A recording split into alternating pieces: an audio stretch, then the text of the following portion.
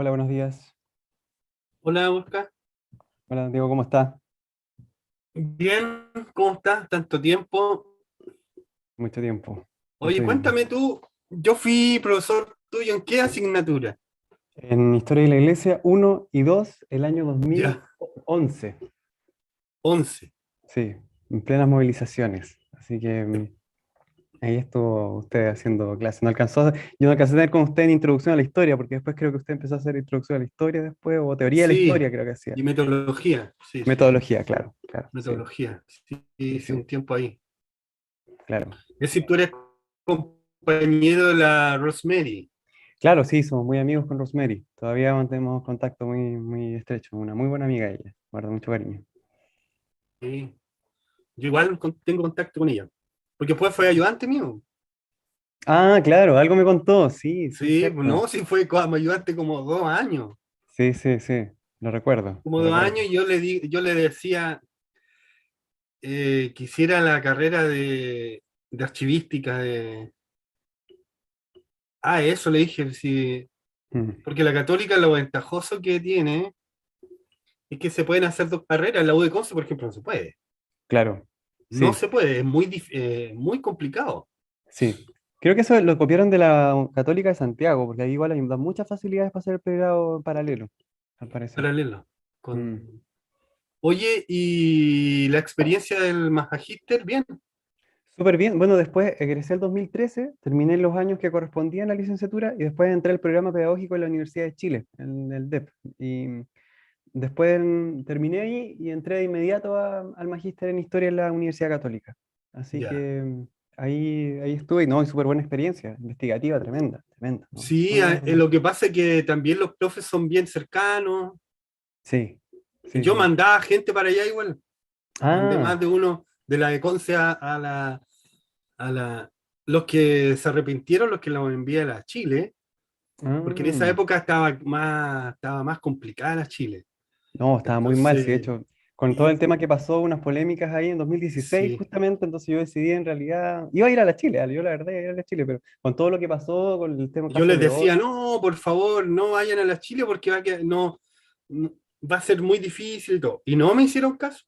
ya. Y las consecuencias fueron de que al final una chica, por ejemplo, que fue ayudante mío aquí en la U, etcétera, tuvo que pedir una prórroga, se complicó la vida, fue muy complejo salir de la Chile. Sí, al Pero parecer son parece bien que ahora cercanos. yo creo que las aguas están un poquito más. Oye, y el magíster te hizo, bueno, yo soy bien cercano de ahí, de Nicolás Cruz, de Sí, Rafael, sí, sí, Nicolás Cruz me hizo el ramo de Historia y Historiografía uno, ¿no? Muy excelente profesor. ya, Guardo un tremendo recuerdo, la verdad que fue uno de mis mejores profesores, la verdad. Tremendo sí, profesor. es muy Sí, buen gigante. profe él. Sí, sí, sí. Muy cercano Y el también. otro Rafael, el Rafael Chico te hizo, ¿no? Gañé, ¿Gaune? sí. No, no me hizo clase, él ya estaba de coordinador ya de seminario, así que no, no me Ah, hizo clase él, pero tampoco me hizo Sagredo, ¿ah? Sagredo tampoco me hizo clase. tampoco se hizo. Y Sí, el sí. Claudio Role, Tampoco, me hizo clase tampoco. Jorge Rojas, lo que pasa es que igual te da la posibilidad de tomar ramos afuera, con la red humaniora, entonces ahí yo ¿Ya? tomé un ramo de historiografía de los movimientos populares izquierda con Sergio Gres. Entonces ahí Ah, empecé a ya. entrar también en el tema, estuve con Jorge Rojas, la Macarena Ponce León también. A la em, Macarena no la conozco. ya, no, sí, es súper buena. No, varios profesores que ahora no recuerdo, Pablo Whipple también. Oye, coloniales, ¿tuviste algo de colonial? No, no, nada de Nada, colonial. nada de No, colonial, nada. no, no, pues es que lo No, que pasa es que hay claro. un amplio abanico de programas, entonces ahí uno puede ver dónde acercarse, pues. Así Sí. que, Y las fuerzas estaban ahí en los movimientos de mediados del siglo XX, entonces, de mitad del siglo XX, entonces ahí que, no hay que enfocarse nomás. ¿Y sí. ahora qué vas a hacer? ¿O estás Bueno, haciendo clase? no, no, no, ahora estoy trabajando como ayudante de investigación como en tres fondos y encima un pequeño sueldo. Y Ya. ahora, el viernes me acabo de ganar la beca Fulbright para ir a estudiar a Estados Unidos, un doctorado. Ya. ¿Y dónde? ¿O tienes que Lo que ver pasa es que eso? en la fundación primero te auspicia y tú después, ellos te asesoran para postular a cuatro o cinco doctorados. Igual Ya. tengo algunas ideas, pero tengo que aprender inglés y todo lo que corresponde Sí, con pues eso. hay que hacer el año. Sí, No, sí. yo tengo un amigo que hizo eso, pero se fue a educación, Ah, ya. a Hopkins. Muy Y bien. yo me iría, si tú me preguntas, yo me iría a Berkeley, Ah, porque ahí hay un departamento de historia. Yo tuve clases con un profesor de Berkeley cuando ya. era magíster. Casi me Ya. convertí al siglo XX, a la historia cultural del siglo XX, porque él hacía el movimiento hippie, ¿Y quién es? chileno, ¿Cómo se llama? chileno.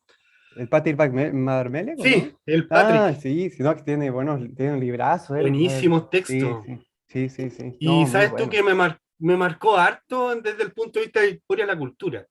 Ya. Harto. Yo creo que, de hecho, hice un trabajo sobre la nueva ola Ya. y es muy simpático. De hecho, terminamos comiendo y tomando, obviamente, con él en el Nuria de Concepción. No sé si lo Ah, ubicaste alguna vez. sí, sí, lo ubico, pero nunca entré, la verdad. Ya. Y después fueron 2 días. Después en el Stromboli. Ya, ya. Pero él sabía, yo llegué a saber que él sabía más de Chile que uno, porque los recursos de la universidad eran tan buenos Sí. que el tipo se pasaba un año, por ejemplo, comprando en Santiago revistas antiguas de música, ¿te fijas? Y el No, qué nivel. departamento de Berkeley eran, si él en ese tiempo me dijo que eran 12 profesores Ya. que estudiaban Chile. No, Chile excelente. onda años 50, al 70, 80. De Ya. hecho, me hizo leer cosas en inglés vinculadas como al movimiento hippie, a la nueva ola y el tema de Salvador Allende Claro. y el tema de la generación. Sí, sí, el trabajo Tenía con las toda una generaciones. teoría con Marcuse.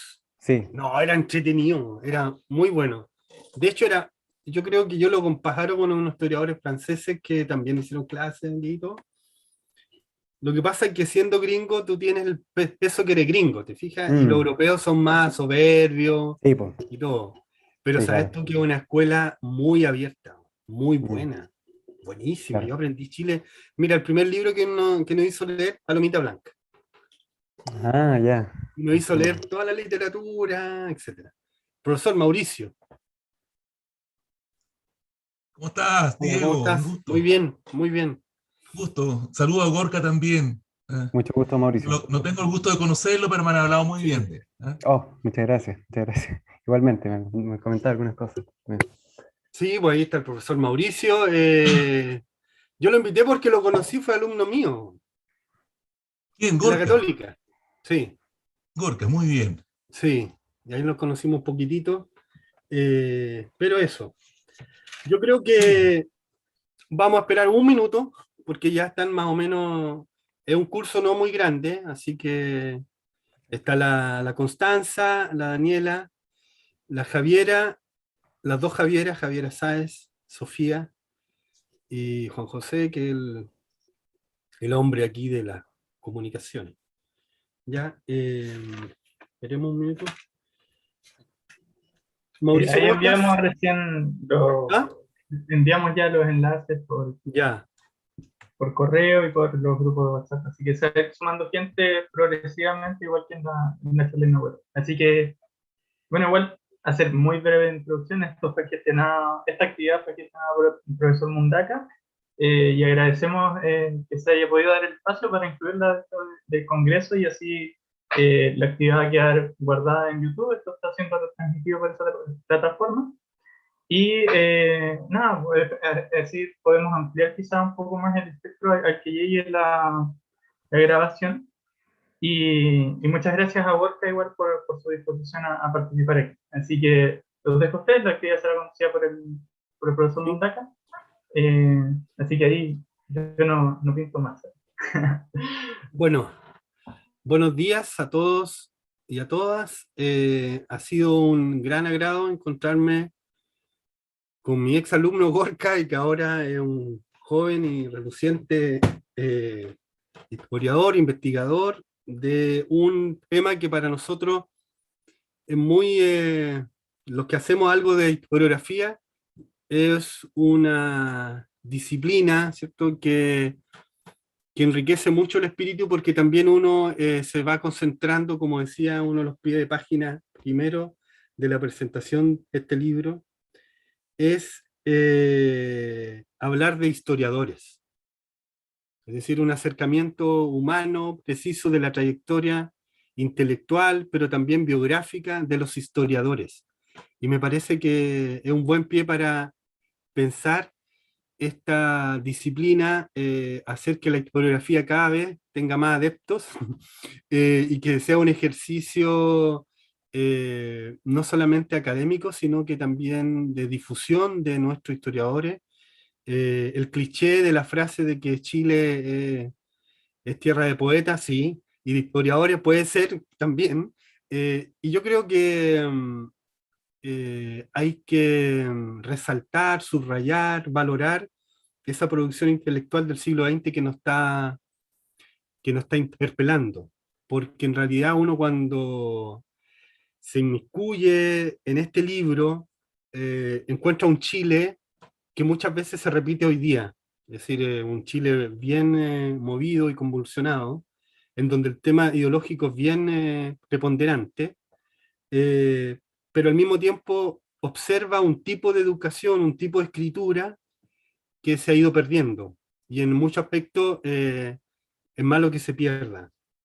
Eh, y por eso a mí fue perentorio conseguirme el libro, ir a la presentación de Gorka, que hizo la editorial universitaria de su libro, que lo expuso esa vez dos amigos y colegas, que Rafael Sagredo y Alejandra Araya, y ahí tuve el deleite de escucharlos, pero sobre todo de entender de qué se trataba este libro, qué perseguía el libro, y después adquirirlo. Y lo bueno que hace el dato que la editorial universitaria fue muy eficiente y se demoró muy poco en que el libro estuviera en mis manos. Así que, cosa que hace 5 años no era así, pero ahora está muy, muy eficiente, así que recomiendo. Bueno, eh, Gorka Villar, magíster por la Pontificia Universidad Católica de Chile, actualmente becado por la beca Fulbright, y tiene este título, ¿cierto?, de este bellísimo libro que se llama Compromiso Militante y Producción Historiográfica, Hernán Ramírez Necochea, Julio César Llobet, 1930-1973. Yo voy a hacer un esbozo muy de esbozo, muy de croquis, muy de diseño de cómo este libro me pareció, cuáles son los objetivos que yo comprendo que son un aporte y que ayudan sobre todo a mis distinguidos alumnos del curso de seminario de historiografía. Creo que es muy necesario que el seminario y cualquier seminario tenga la posibilidad de que el profesor que lo dicta no sea solamente la única base de aprendizaje, de conocimiento. Creo que una asignatura no se encierra con el profesor X, sino que también es una posibilidad de mostrar un aprendizaje más colaborativo, un aprendizaje en donde haya una comunicación con otros personajes y especialmente con historiadores que escriben algunas veces muy distinto al mismo profesor, ¿cierto? O trabajan temas que no necesariamente el profesor trabaja. Entonces, en ese sentido yo muestro en buen sentido mi ignorancia frente a este tema en el sentido que no es el tema que yo investigo en el día a día. Sin embargo, como lector y como ciudadano informado y como académico, puedo decir que este libro, un poco dialogando con el esquema que hemos aprendido en el curso de Michel Desserteau, define muy bien el lugar de producción de los historiadores Necochea, por un lado, ¿cierto?, y Llobet, por otro. Es decir, cómo la producción historiográfica de ellos es interpretada a través de dos, se podría decir, de dos registros. el militante y la adhesión, la educación de la academia a través de la Universidad de Chile. Y por consiguiente, el lugar está muy bien definido, ¿cierto? Las proyecciones y también quién faculta esta escritura y quién la prohíbe. ¿A qué me refiero? Ambos responden a la militancia marxista, comunista en este caso, en el caso de Ramírez, y en el caso de Llobet en el Partido Socialista. Tanto así que hay una discusión que la aclara muy bien en el capítulo 4 el profesor, que es una frase del profesor Gammuri que dice que en el fondo censaban los libros de Ramírez del Partido Comunista y eso no es tan así. Lo que quiero decir con eso que son dos registros y que ayudan a entender que la escritura, cualquier sea esta, tiene un censo, tiene unos límites y tiene unos destinatarios que prohíben algunas veces y facultan que esa producción se haga de forma eficiente, se haga de forma óptima y inevitablemente algunas veces hay censuras, ¿ya? Pero eso se da en todo orden de cosas y por eso qué tipo de censura es la que de algún modo nos da también a entender el profesor. Dicho esto, el libro nos muestra a través de, para ser preciso, de 5 capítulos, ¿cierto? Cómo la escritura de la historia, ¿cierto?, se va modificando, ¿ya?, a través del tiempo. Y cómo, algo que yo no lo tenía tan claro, cómo la historiografía liberal, ¿cierto?, se va apropiando de temas y va innovando, ¿cierto?, a mediados de los años 30 con los grupos populares y precisamente con un historiador liberal que dirige tesis a estos dos jóvenes historiadores, uno marxista y otro socialista, y cómo al mismo tiempo lo impulsa a alar más hondo en los grupos populares, que era el objeto de estudio innovador del profesor Guillermo Feliu Cruz. Es decir, también a mí, leyendo este libro, me dio a entender cómo fue necesario el impulso liberal historiográfico en la pluma de Guillermo Feliu para que estos jóvenes pudieran ir acentuando, indagando, ir creando su historiografía propia, ¿ya?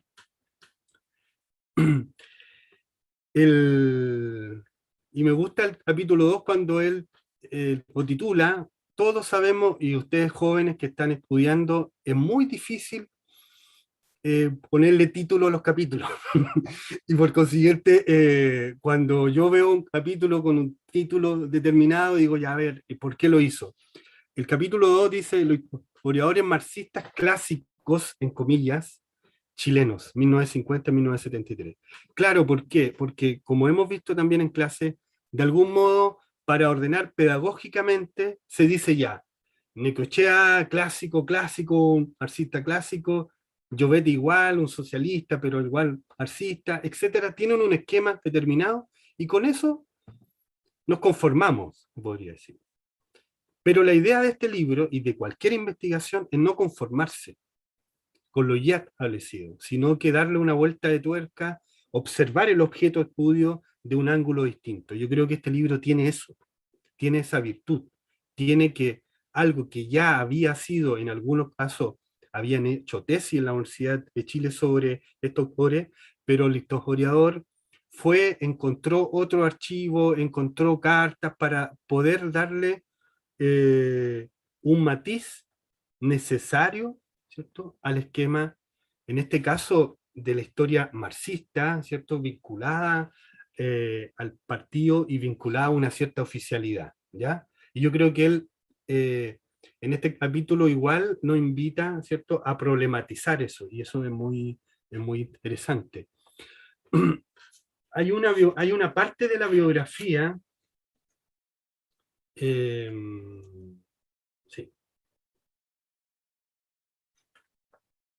De Llobet en el capítulo 3 y lo que hablábamos al inicio cuando yo daba el puntapié inicial. Lo bonito de hacer historiografía es que uno habla de personas, de historiadores y sus vicisitudes y triunfos y también problemas. Biografía académica y militante, Hernán Ramírez Necochea y Julio César Llobet.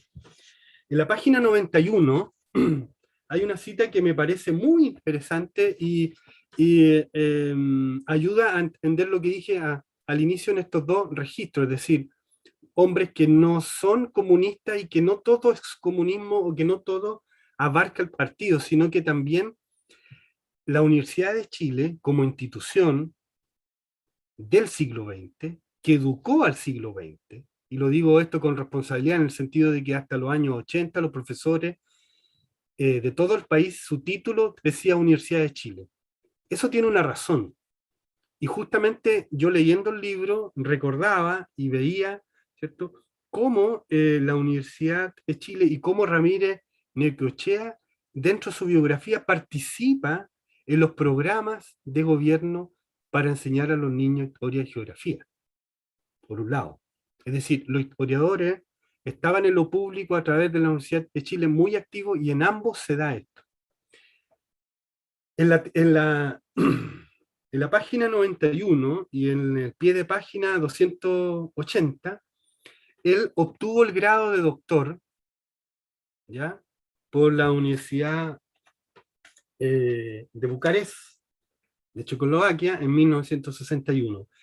Doctorado que no era muy común para gente tan joven como él. Y en el discurso de agradecimiento, en la última frase, se podría decir, le da al clavo a lo que yo entendí del libro también y vinculé. El grado que me acabáis de discernir me parece solo porque he sabido ser comunista y universitario.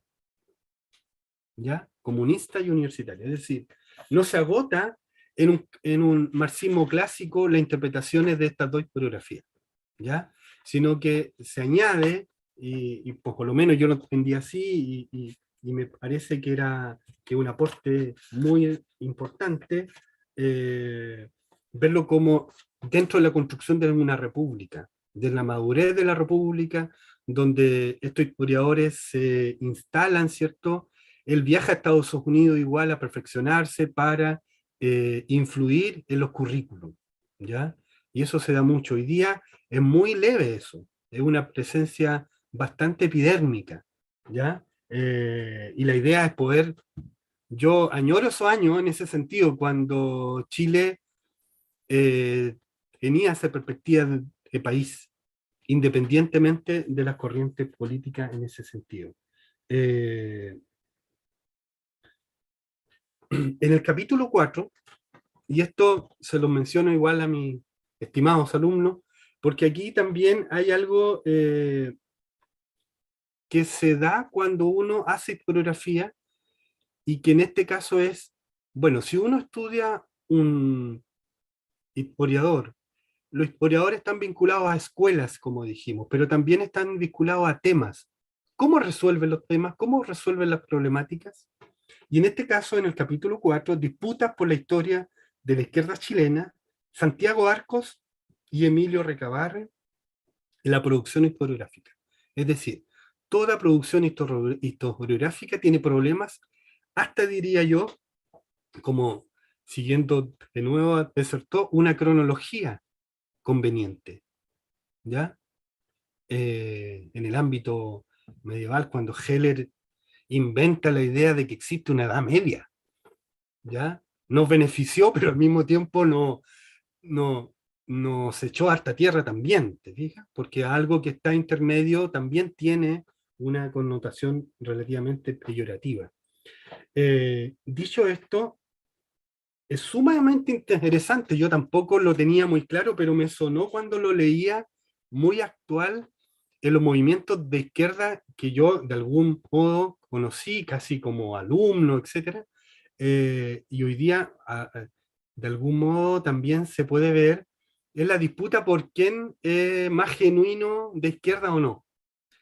Y en esta disputa, el tema historiográfico es dónde comienza el socialismo, cuáles son los personajes del siglo XIX que avalan el discurso socialista o avalan el discurso marxista. Más clásico, más leninista, más stalinista. En este caso, la figura de Arcos como un intelectual del movimiento liberal burgués, estoy citando un poco desde la página 128 hacia adelante, es decir, cómo el socialismo también, no solamente con Arcos, sino que con todo el movimiento de la sociedad de la igualdad, ¿cierto? Instalan ahí un relato. El profesor igual cita a Hobsbawm cuando él habla y hace referencia a la invención de una tradición, es decir, la necesidad para el marxismo, para el socialismo, más se podría decir liberal, democrático de Llobet, y por otro lado de Ramírez, era, bueno, ¿de dónde empezamos nosotros? ¿Ya? Y por un lado está Arco, José Victorino Lastarria, etcétera, todo ese grupo de intelectuales y de literatos que están vinculados con este movimiento de la sociedad de la igualdad, el precedente para ello. Pero eso es discutible. Y después se introduce también estudios de José Emilio Recabarren. Y ahí esa disputa es súper entretenida, huele también a actualidad, huele a actualidad donde los políticos de grupo dicen, bueno, ¿dónde se instala el Partido Comunista? ¿En qué lugar? Etcétera. Yo creo que está muy candente eso, así que yo creo que no voy a profundizar en eso. Pero es súper interesante cómo este historiador, como mi colega Gorka, no solamente hace una historiografía biográfica con grandes problemas, sino con los problemas precisos, ¿cierto? De temas de investigación, ¿ya? Y de temas que también son controversiales, ¿ya? Entre ambas escuelas, se podría decir. Y ya voy a ir... se me parece que se... No, por aquí está. Bueno, en el capítulo 3, volviendo un poco para atrás, también hay una referencia a la metodología. Es súper interesante cómo hay una referencia a cómo Ramírez Necochea estudia. Eso también a mí me pareció interesante.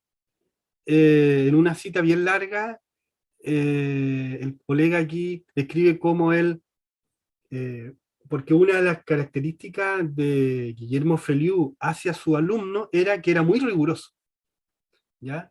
Que era muy científico. Y él describe muy bien los pasos que se siguen en una investigación que no han cambiado mucho, ¿ya? Y una cita que también es como media original dentro del contexto, se podría decir, de los libros de historiografía. Y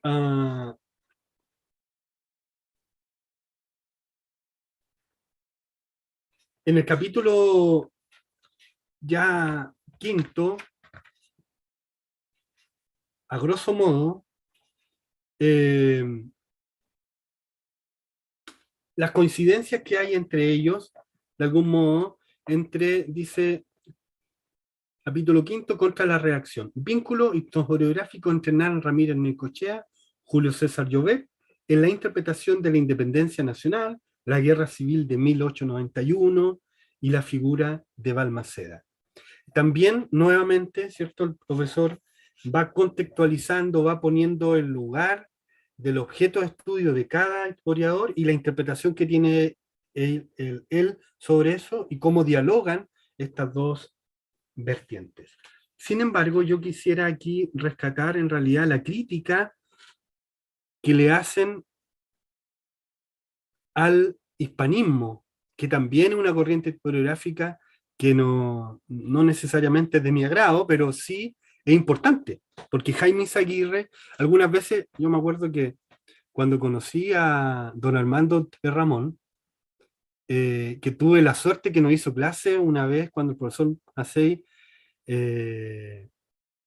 nos dijo, les voy a traer un historiador a clase. Y nos trajo, estábamos en tercer año de historia del siglo XIX de América, y viene entrando don Armando de Ramón, es decir, igual es premio nacional, etcétera, y una persona muy agradable, muy simpática. Pero yo no tenía idea, y lo dijo después, él había sido discípulo de Jaime Seguirre. ¿Ya? Y uno dice, bueno, ¿y cómo salió de esto? Entonces, yo creo que también la historiografía chilena tiene, se podría decir, varios matices en donde hay maestros que son muy conservadores y salen hijos distintos, más progresistas, lo que sea, pero yo creo que hay una rigurosidad ahí en nuestra intelectualidad que hay que valorarla. Es como lo que pasa con Salazar y Mario Góngora, tremendo historiadores, ¿cierto? Y que hay un vínculo ahí, uno fue ayudante de teoría de la historia en la Católica por un corto tiempo, pero fue ayudante Salazar de Mario Góngora, y uno dice, están en la antípoda, pues sí, pues están en la antípoda, pero al mismo tiempo, dentro de la universidad, dentro de la academia y dentro de una vida cívica sana, esto se puede dar y es bueno que se dé, ¿ya? Eh, y en esa crítica al hispanismo, etcétera, yo creo que la reflexión que me pareció muy interesante, que está en la página 208 del profesor Gorka, es que él alude que la militancia, en este caso de las izquierdas, no es solamente esa la que existe, porque muchas veces se vincula a eso, sino que hay militancias hispanistas, hay militancia anti-hispanista, o laicas, o vinculada al catolicismo. Es decir, la militancia no se puede vincular, por lo que yo entendí también, solamente a un partido político de izquierda o ideológicamente estructurado. El hispanismo quizás todavía hay que estudiarlo mucho más, la relación con Franco, etcétera, y duró mucho tiempo. Yo que en el ámbito colonial, yo lo veo todavía, de hecho.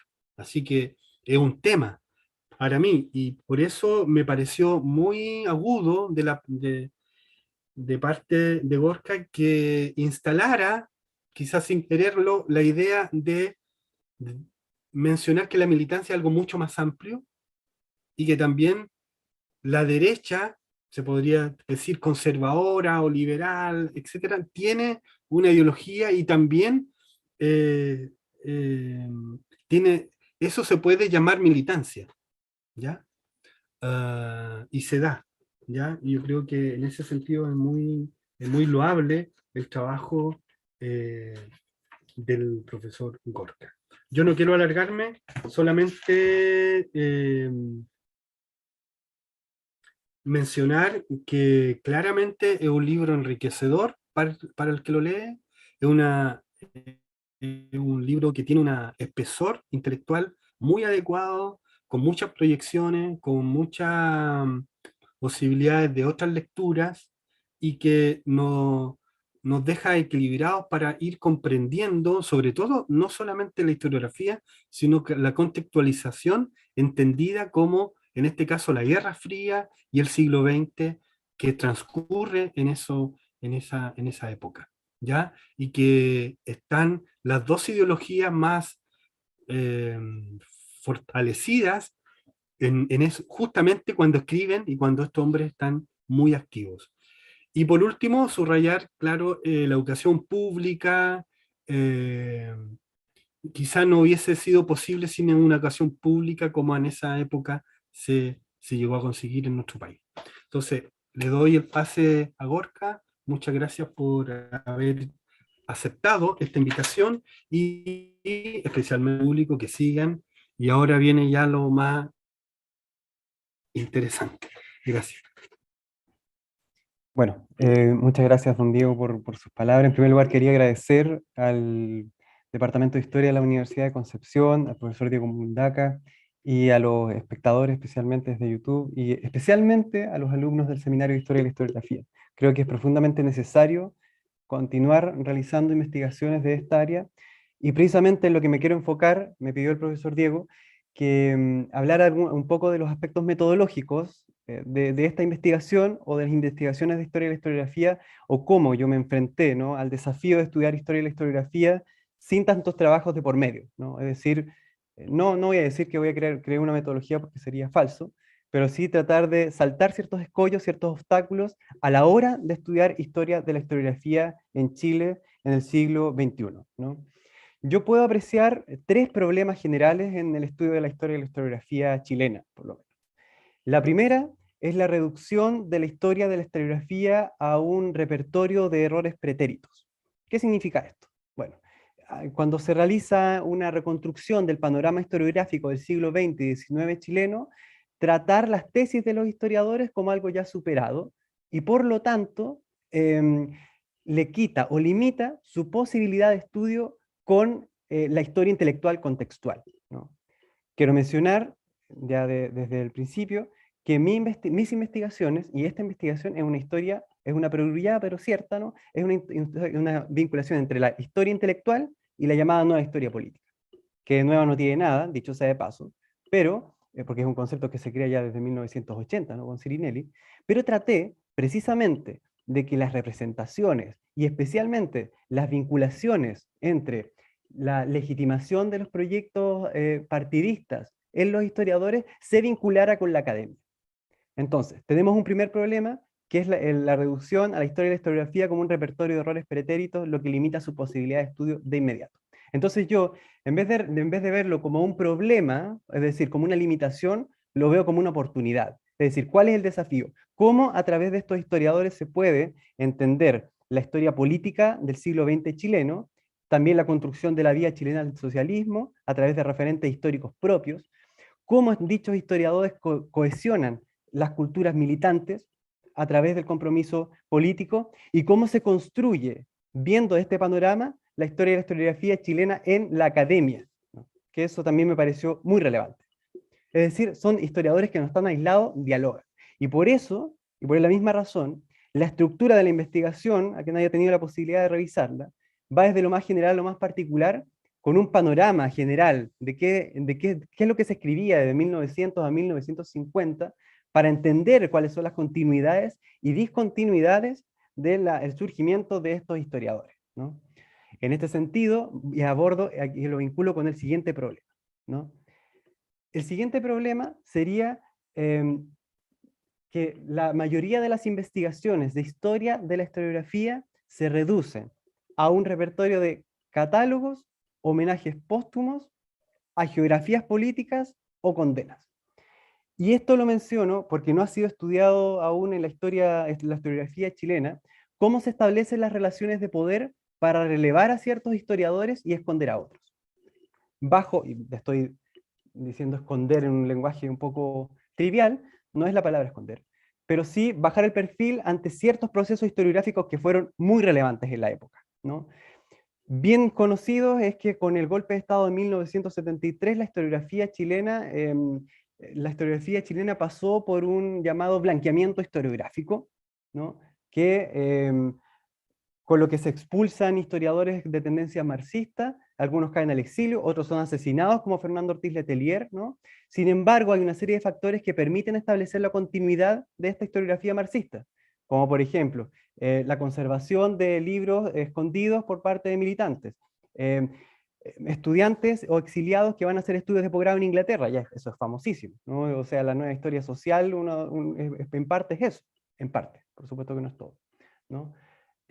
Por otra parte tenemos la llamada renovación socialista, que intenta, que llega a Chile para tratar de influir en los ideales democráticos del país, ¿no? Y que guardan textos o que tratan de discutir cuáles eran las lecturas históricas de los partidos, ¿no? Bueno, ahí tenemos dos problemas esenciales. Y el tercer problema, perdón, para terminar el segundo problema, ¿no?, que es esto de las relaciones de poder en la historia y la historiografía chilena. Cómo a través de la creación y consolidación de ciertas carreras académicas, hablar sobre ciertos historiadores limita a historiadores jóvenes a ejercer una perspectiva crítica sobre la historiografía chilena, ¿ya? ¿Qué es lo que quiero decir en otras palabras? En el fondo, historiadores que están consolidados en espacios académicos, cuyos maestros, entre comillas, heredaron sus cátedras, ¿no?, y por lo tanto sostener una perspectiva crítica de esa historiografía podría limitar el estudio a los jóvenes historiadores por sentirse atacados, ¿no? Entonces uno dice, bueno, ¿para qué voy a estudiar esto si en realidad se puede sentir ofendido tal profesor porque hablé mal de, entre comillas, su maestro, ¿no? Creo que eso es súper limitante, especialmente para los jóvenes historiadores e historiadoras, porque debemos sostener también una perspectiva crítica. ¿En qué sentido? ¿En qué sentido? En no realizar reduccionismos, homogenizaciones, catalogaciones forzadas, a geografías, ¿no? Que hay muchísimas, que no me parecen mal, dicho sea de paso, ¿ah? Eso es otra cosa. Hay homenajes muy rigurosos de historiografía chilena. El que hace María Eugenia Jordi sobre Ramírez Necochea, el que hace Álvaro Góngora sobre Gonzalo Vial. Bueno, podría mencionar muchísimo, porque en realidad los homenajes sobre Héctor Herrera Cajas. Paréntesis. Gabriel Salazar también fue ayudante de Héctor Herrera Cajas. Eso también nos habla de esta tensión, ¿no?, historiográfica que se puede sostener. Y un tercer problema, y creo que este fue para mí el principal, pero esto es algo personal, ¿no?, es el hecho de cómo entender que si en la historiografía chilena existe hace 30 años una nueva historia social, que esta nueva historia social se basa criticando en una antigua historia social también, ¿no? ¿Qué quiere decir esto? Hay un tema generacional de temáticas que hizo simplemente atribuirle una carga peyorativa a los historiadores sociales del pasado. Entonces, mi pregunta de perogrullo fue, bueno, ¿cómo visualizaron los historiadores de la antigua, entre comillas, historia social, la historia, si existía una nueva historia social? Por supuesto, desde mi ignorancia, yo no supe desde un principio quién era Ramírez Necochea y Julio César Llobet. Yo lo aprendí durante el pregrado, posgrado, etcétera, etcétera.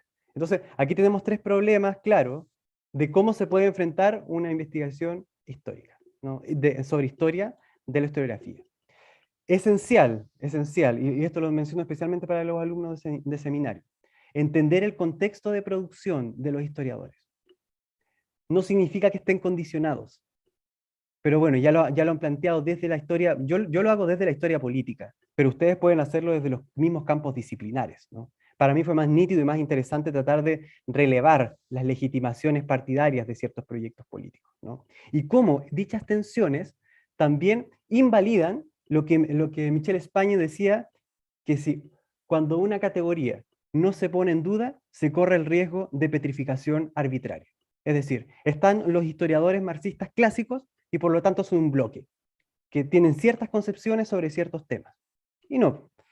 ¿Y por qué digo que no? En primer lugar, ya ahora hay ideas que por supuesto he matizado del libro, ¿no? ¿Pero por qué digo que no es así? Porque no podemos hablar de una escuela marxista clásica como si se puede hablar de una escuela marxista británica, por ejemplo, que era una generación de historiadores comunistas, por ejemplo, que basaban en una producción crítica en base a una revista, por ejemplo. Los marxistas clásicos, los marxistas chilenos no es eso. Los marxistas es un grupo heterogéneo, formados, eso sí, al alero de la Universidad de Chile, pero que tenían diferencias varias, ¿no? Diferencias notables, por lo menos. O por lo menos no desde el punto de vista de que podamos decir que esta es una historiografía a la cual se le puede atribuir las mismas características, ¿no? Después del capítulo 2 entro al capítulo 4, que es lo que me parecía más interesante, que es cómo estos intelectuales intentaron cohesionar la cultura militante, pero también disputar los electores, militantes y la vía chilena al socialismo a través de sus interpretaciones históricas. Y esto me pareció interesante, porque cómo desde la construcción de una trayectoria intelectual, ¿no?, podemos también apreciar que existe, podríamos decir, ya no podemos limitar hasta un ejercicio mecánico. Bueno, entonces, quiero decirlo en otras palabras. Entonces Hernán Ramírez Necochea fue influenciado, como yo sostengo en el mismo libro, en el interés de Balmaceda, o en las tesis de Balmaceda, por el mismo planteamiento que tenía el PC ya durante la década de 1930, antes de que defendiera su tesis.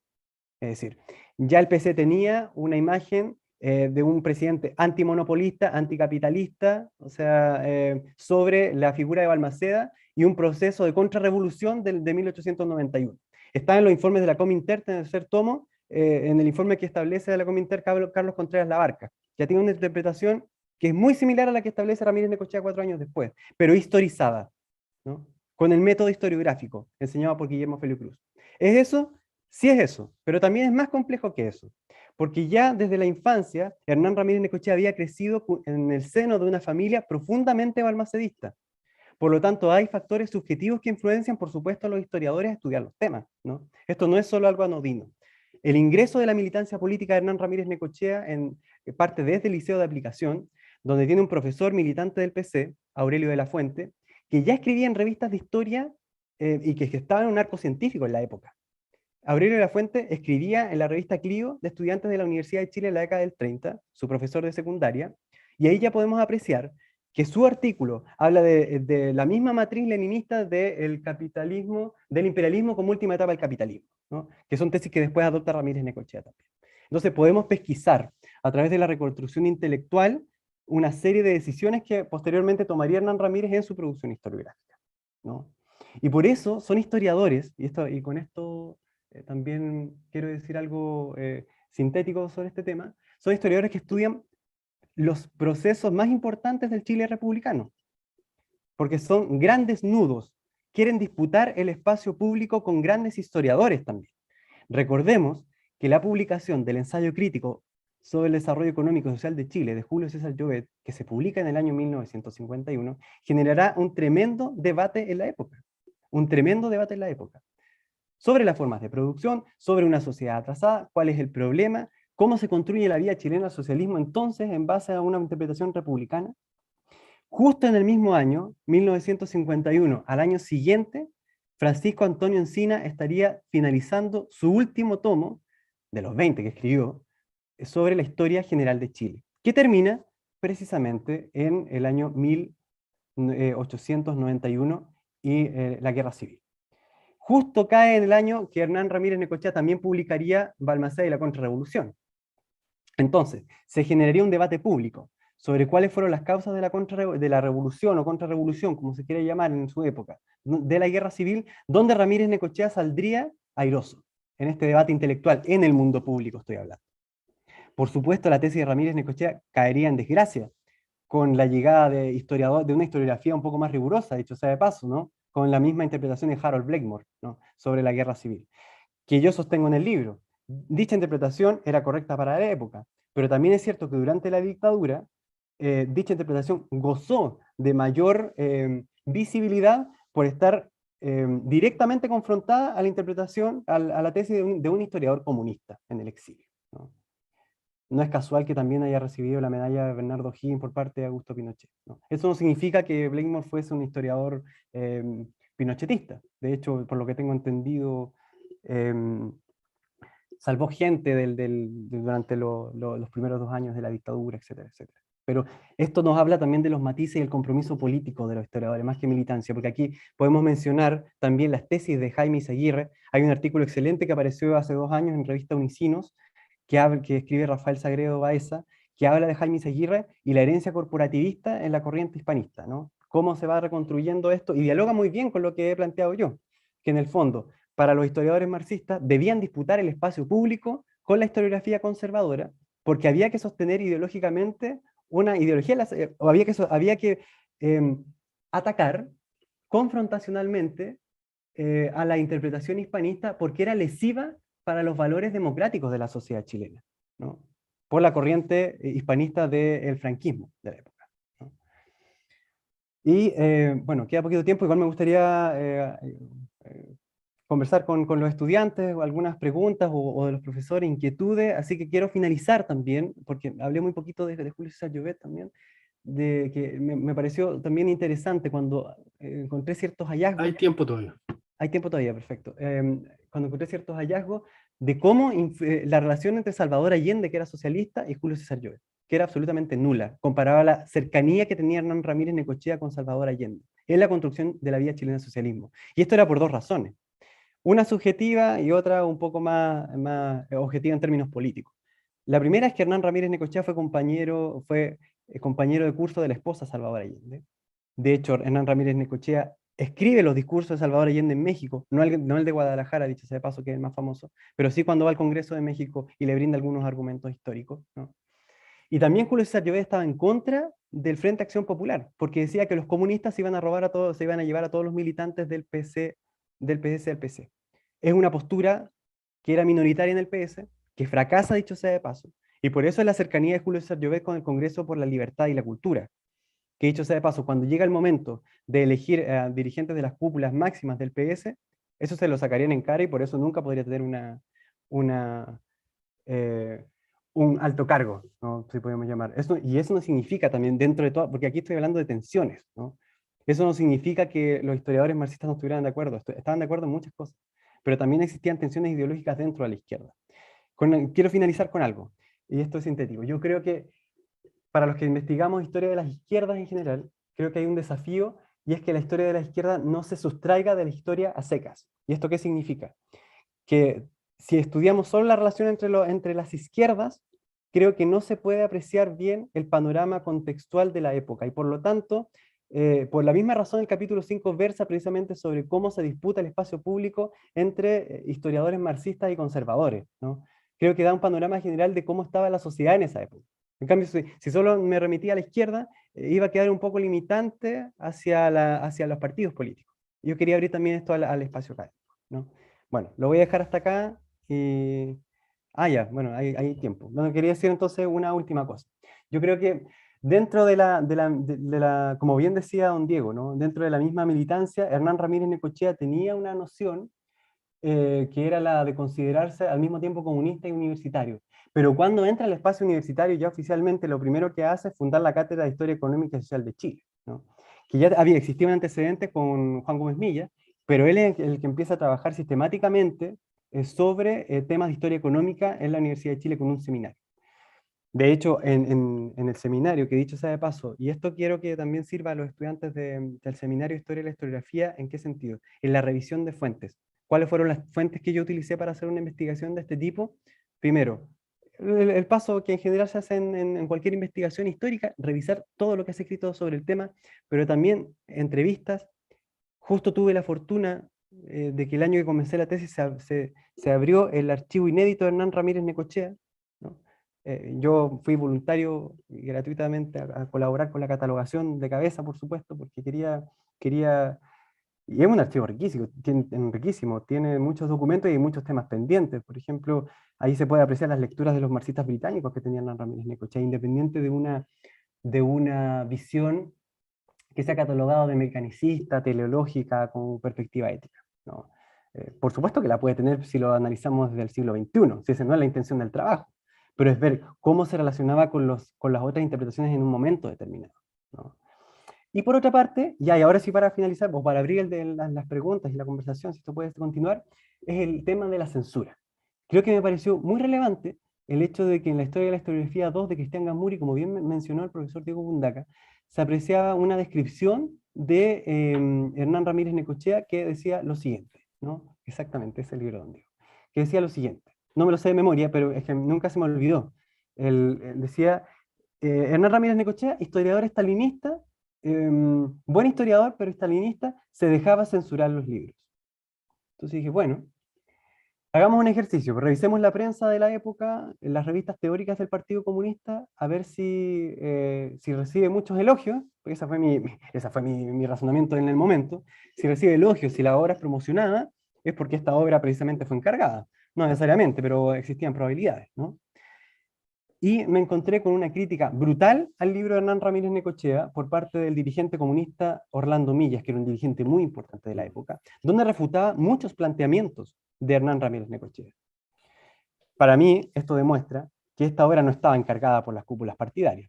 Y por otra parte, el siguiente ejercicio que realicé, porque con eso por supuesto no basta, es comparar el borrador que se encontraba en el archivo central de Andrés Bello y la posterior publicación, tratando de avisorar continuidades y discontinuidades, censuras, ¿no? Tajos, anotaciones, para ver si en realidad este libro se censuró.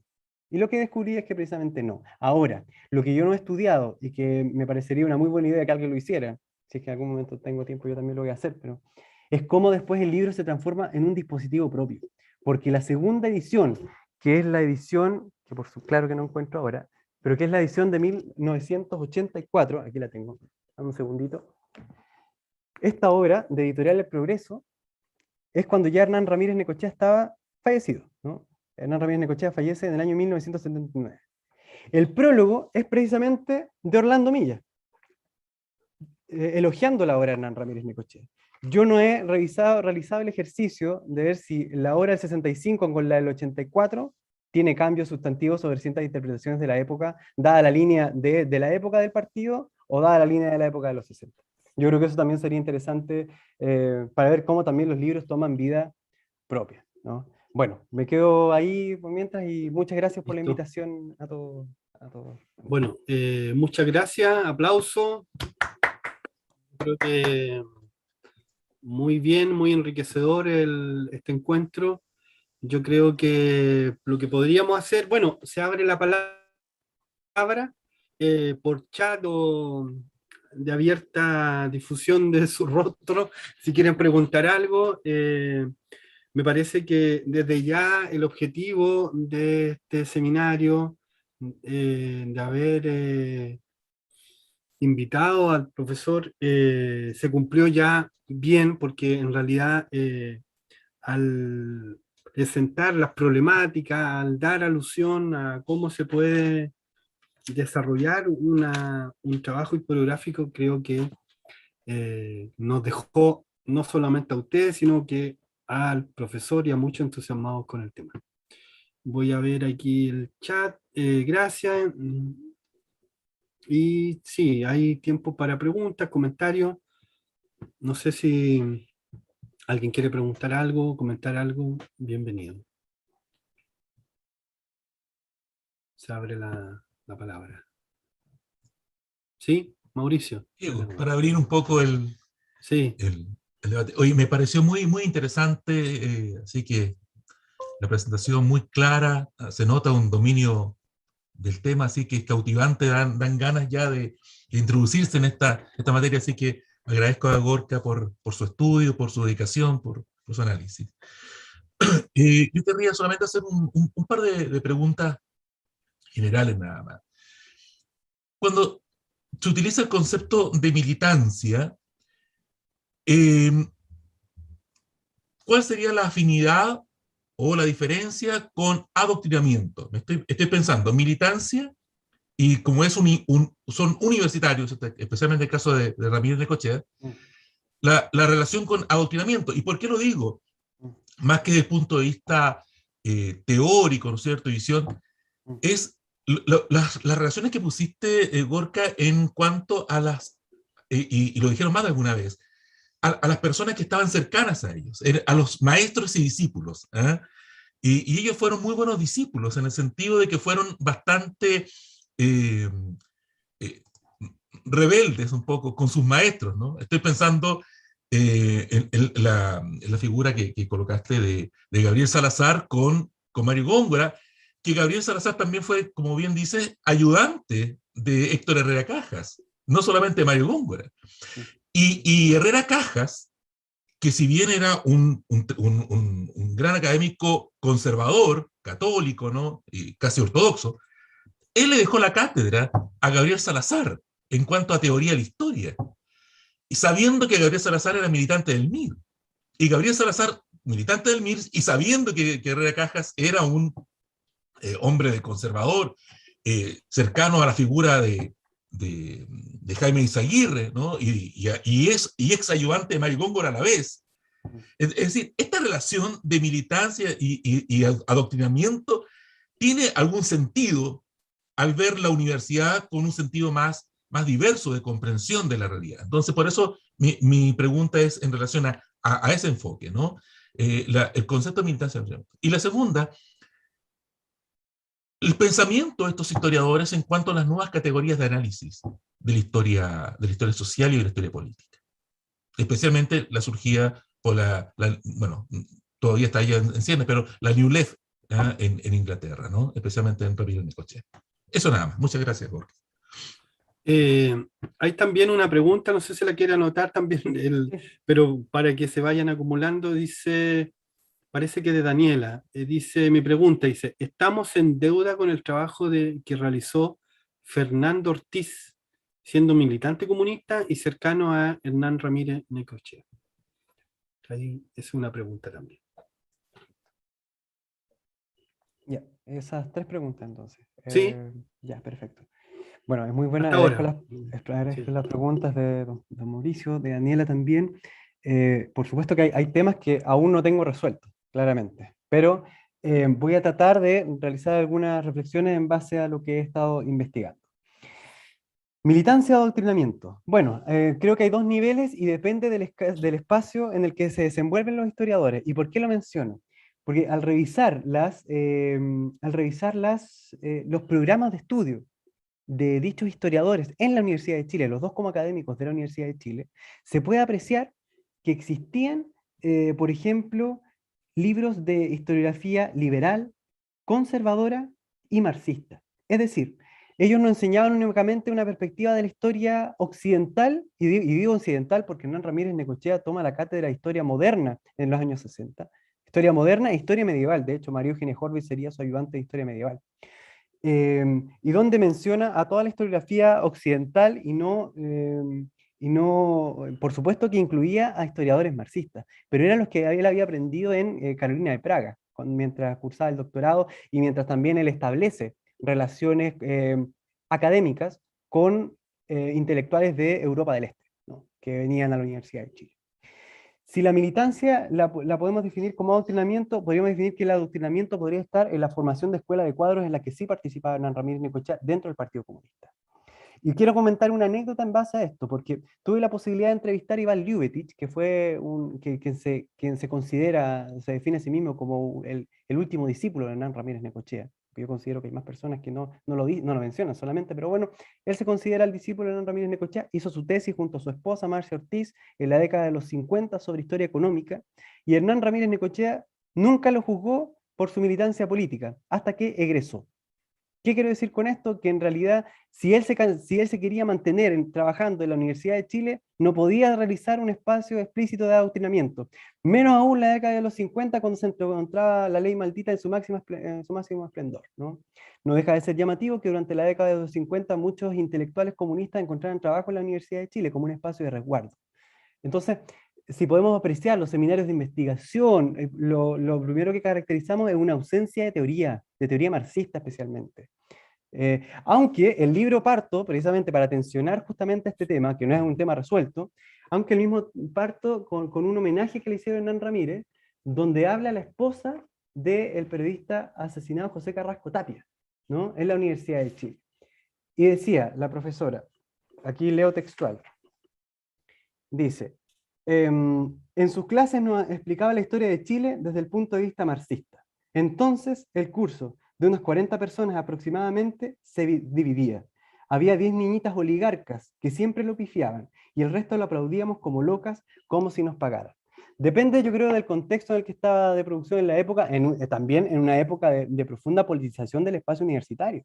Dicho sea de paso, estamos hablando del historiador que se transformó nada más ni nada menos que en el decano de la facultad más grande de la Universidad de Chile. Y por lo tanto, también esto implicaba una serie de premisas teóricas y metodológicas sobre la forma de enfrentar la historia. Yo creo que es un tema no resuelto, don Mauricio, la verdad. Este tema del... yo no sé si... Es que, la palabra de adoctrinamiento es una palabra que me causa un poco de resistencia. Yo diría que hay una pulsión en la militancia, hay una pulsión, ¿no? que trata de influir en su interpretación historiográfica, pero no sería una pulsión mecánica. Y esto yo lo he dicho en otros seminarios y congresos.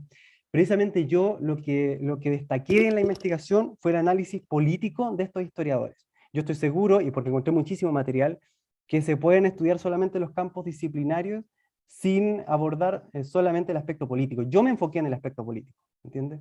Entonces por eso se destaca lo que uno podría pensar que sería un adoctrinamiento.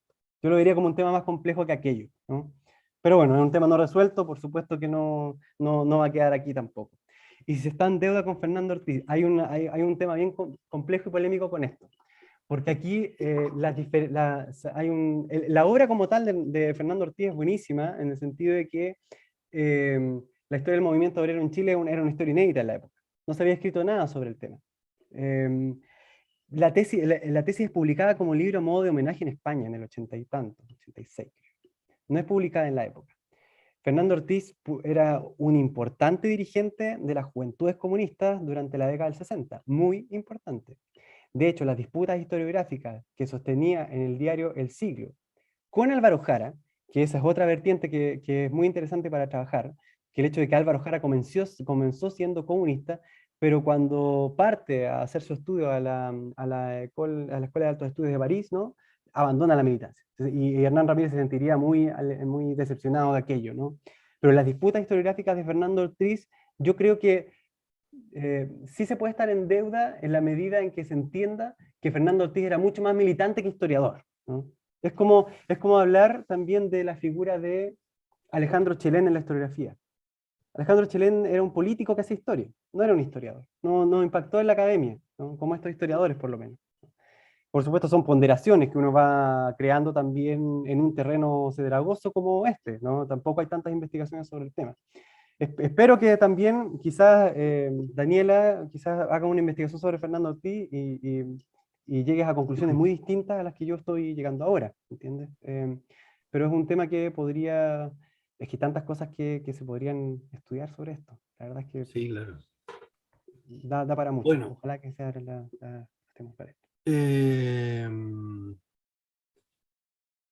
público, todos y todas, no sé, ¿hay alguna otra pregunta, comentario para ir cerrando, ir dejando ya la actividad de algún modo? Porque si no hay más preguntas vamos a tener que seguir conversando, aunque yo tengo hartas ganas de decir algunas cosas, pero me parece oportuno que hoy día los alumnos tuvieran la oportunidad de poder indagar, de poder cuestionar y criticar lo que se ha hecho y lo que se dice.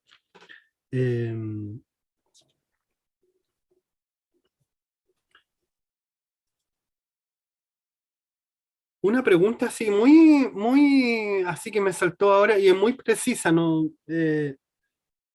¿Hay estudios comparativos desde el punto de vista americano? Hay una, porque, por ejemplo, yo he tenido siempre y lo paso, te paso un poco revista en términos de, para que si te entusiasma, tengo, por ejemplo, unos escritos de Álvaro Jara, inéditos, unas grabaciones, breve, ¿eh? Un discurso. Pero es otra época porque son los 60, Mm, el 64, ya. ¿ya? Y él solo habla de la labor intelectual, del proceso intelectual en relación a América Latina, Ya. ¿ya? De forma fervorosa y de América Latina y de la humanidad casi. Eh, yo tuve que hacer un trabajo de la historia de la escuela de verano durante esa época y ahora tengo que terminarlo en este verano, una profundización de esas cosas. Ya. Y me parecía, y me preguntaba en realidad si el método comparativo, que me parece súper interesante, que es antropológico totalmente, se ha utilizado, sobre todo como en el área que tú estás trabajando, se utiliza, está por hacerse también, no sé.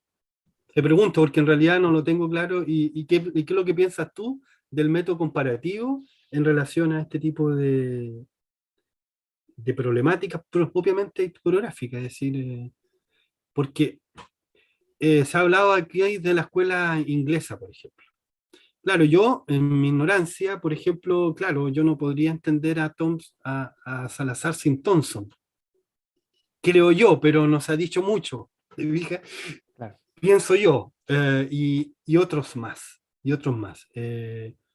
Por ejemplo, hizo un trabajito pequeño que no sé si te lo podría enviar en caso que no lo conozca, que alguien me dijo por ahí que me quedó bueno, sobre Eduardo Caviere, Excelente. y el tema de Brodel, por ejemplo. La Mm, influencia, cómo él ha leído Brodel, Wallenstein, etc. Pero como que me queda esa duda si falta mucho, se está por hacer, qué pasa con los estudios comparativos, si los ve útiles, etc. Eso. ya. Sí, no, es tremenda pregunta, don Diego, porque en primer lugar, sobre el tema de Álvaro Jara, muy interesante. Hay investigaciones sobre el tema, ¿en qué sentido? En que justo en el año 1964 coincide con la formación del llamado Centro de Investigaciones Americanas, lo que habla del primer proceso de profesionalización de la historia, es decir, historiadores que son pagados por investigar, que tendría precisamente el financiamiento de la Fundación Rockefeller, ni más ni menos. Y por lo tanto, Hernán Ramírez Necochea, como era comunista, por supuesto que estaba completamente en desacuerdo con dicha instalación, aunque favoreciera de alguna u otra forma a sus colegas, ¿no? Entonces ahí está en el epistolario de Rolando Millaffe, se puede apreciar las tensiones completamente de qué es lo que pensaba Ramírez Necochea sobre Álvaro Jara y Eugenio Pereira Sala, dicho sea de paso. Sí.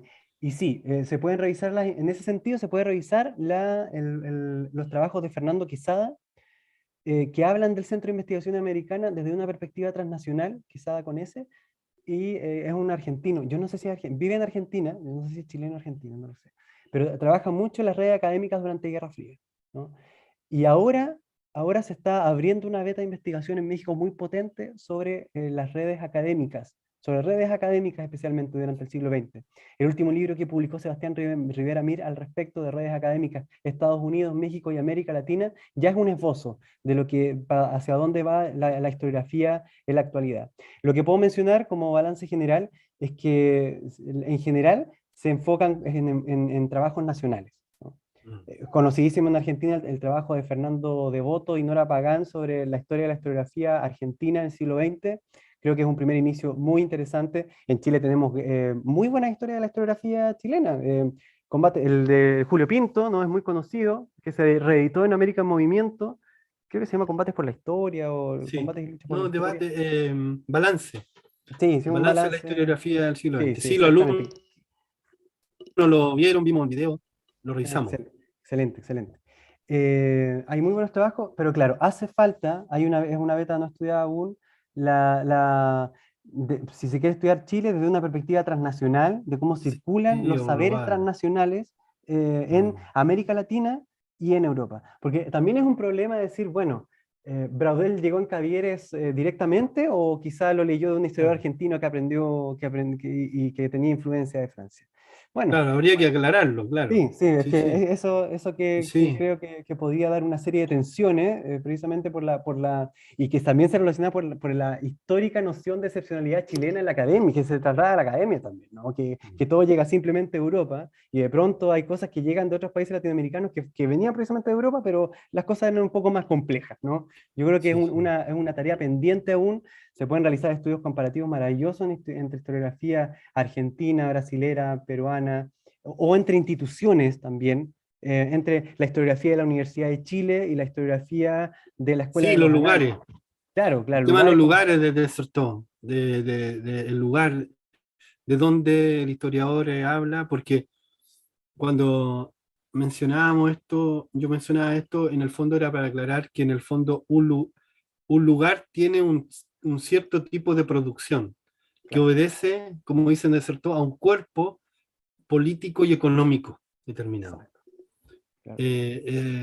Desertó es muy interesante, a mí me ha ayudado muchísimo en profundizar y en abordar este tema historiográfico. Por último, no sé si, dice Jaime Enríquez, hola a todos y a todas. Aprovechando la temática, quería preguntar si hay estudios que abordan la historiografía de la historiografía, pero desde una perspectiva más regional, del desarrollo historiográfico la región del país. Desconozco si se han desarrollado investigaciones desde esa óptica. Quizá el trabajo del profesor Armando Cartes de la bibliografía histórica regional del Biobío. Sí, sí, sí, sí, de todas maneras. Creo que Concepción ahí ha hecho un buen trabajo al respecto. Aún, claro, está en pañales esto. Yo eso es lo que Mm. considero en términos generales, ¿no?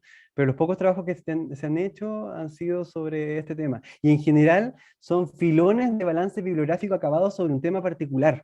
Mm. Entonces se empieza a abrir un tema, por ejemplo, lo que hace de forma muy correcta Dani Monsalve sobre historia reciente de Concepción, por ejemplo. Ahí cita los trabajos desde todos, pues, desde Andrés Medina hasta los últimos historiadores que en la actualidad, ¿no? Y desde ese balance se puede crear también una matriz para analizarlo desde el campo disciplinar, ¿no? Hay un montón de cosas por hacer, pueden analizar desde la Universidad de Concepción, estoy pensando y hablando, ¿no? Cómo cambian las mallas de estudio desde la dictadura a la democracia, historiadores para la democracia, ¿qué es lo que pasa ahí? ¿Hay una transición real de historiográfica? Bueno, ahí habían otros historiadores que estaban llevando la posta, ¿no? Sol Serrano, Mariana Elwin, dedicada a la historiografía en esa época, ¿no? Escribe la historia del siglo XX, influidos por la democracia cristiana. Estoy dando un ejemplo, pero quiero decirles que es un campo que da para muchísimo, y también mis palabras también son para motivarles a las historiadoras jóvenes, historiadores jóvenes, que se metan a los archivos, que aprovechen los archivos de la Universidad de Concepción. Yo creo que sería muy bueno, deben tener también, a diferencia de otros espacios que son un poco más cerrados de acceder, ¿no? Que puedan aprovecharlo y que puedan estudiar a la historia de la historiografía desde una perspectiva crítica, pero que también nos dé la posibilidad de comprender el pasado. Yo con eso quería cerrar, ¿no? De comprender el pasado y no solo de reivindicar, lamentar la historiografía chilena, no. Es de comprender los procesos intelectuales de una época determinada. Creo que eso es vital. Ok, damos por cerrado, porque con las palabras de Gorka me parece que ya todo bien, y le saludo, Juan José. Sí, solo para cerrar, ¿Sí? en el YouTube, Rosemary Espinosa le manda saludos a usted y a Gorka. Ya, Para que Muchas gracias. sí, Muchas amigos en comunes. Sí. Y Sí. muchas gracias por la presentación. La verdad que esta, por ejemplo, no es mi área de estudio, pero encuentro que son debates que interesan mucho y que estimulan mucho igual, a la y los estudiantes, porque es un campo en el cual se puede avanzar muchísimo. Así que muchas gracias a Huerta y a este profesor por la organización de esto. Sí, muchas gracias, Gorka, muchas gracias a los que nos conectaron, a todos los alumnos del seminario de historiografía y también a todos los que llegaron por interés propio. Muchas gracias a todos. Muchas gracias, Gorka, Muchas gracias a ustedes por nuevamente la invitación. por tu gran aporte. Adiós. Mándame el trabajo cuando pueda de Cavieres. Sí, Para que lo lo comentemos. tengo, sí. Ahí vamos a conversar, te envío un mail largo. Genial. Que estés Y muy una bien. duda. ¿Au? Quería plantear una duda. Al comienzo, antes de comenzar la presentación de Borja, estaban hablando ustedes de un historiador estadounidense, Sí. creo que Barmelet. estudiaba fenómeno. ¿Se pueden escribir su nombre aquí por el chat? Tiene un nombre completo. Patrick Yo lo Barmelet. tengo por ahí, yo se lo envío, Patrick. Ya, sí. Es que el apellido no es inglés, es medio musulmán, Ya. me dijo. Sí, es medio árabe, así que por eso es medio raro. Ya. Pero lo tengo Sí, por ahí. porque No te preocupes, Sofía lo estaba Juan buscando José. y no lo encontraba, por eso... Sí. No, es medio raro, no es inglés. Y por eso Ya, perfecto. yo no lo Ahí me tengo lo en manda el correo. Además que lo conocí cuando estaba en Magíster, así que ya lleva. No estoy hablando hace 10 años, hace un poquito más. Que estén muy bien, ¿ah? Adiós. Chao a todos. Muchas gracias. Mucho éxito a todos. Muchas gracias a todos, igualmente.